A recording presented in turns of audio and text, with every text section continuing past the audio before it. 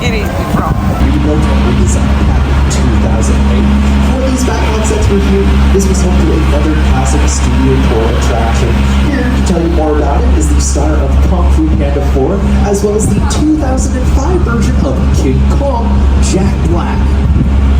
Shows this movie also made the Oscar for American Ninja Warrior, which is a note that we're now approximately halfway through our tour. So just as everything is camera ready. Fortunately, they are on break at the moment, so we don't actually have to worry about dealing with anyone else at the moment.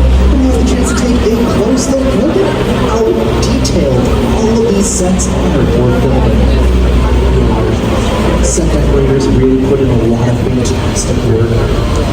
There's the head prop department that we use to typically rent out a lot of these props that you're now seeing, as well as set dressings.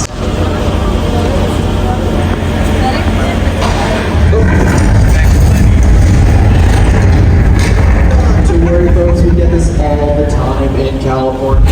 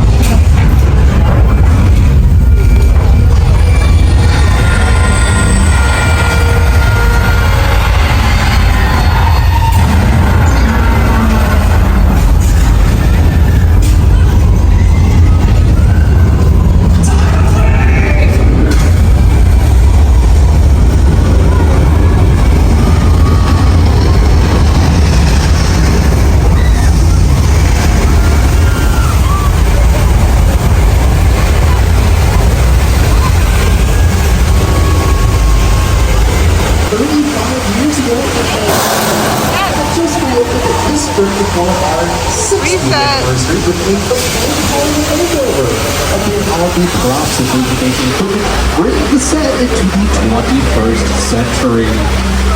Our attraction was inspired by the disaster classic Earthquake. The movie Earthquake will celebrate its 50th anniversary this year. It was released on November 15th of 1974 and starred Charlton Heston, Richard Roundtree, and Nathan Barker, and Bill Designer sound singing Summit. Just a little bit more for the camera. Fortunately, with some of the sunlight still out, it's doing a little bit of a work for us. Hear that, folks? Here comes the flash flood!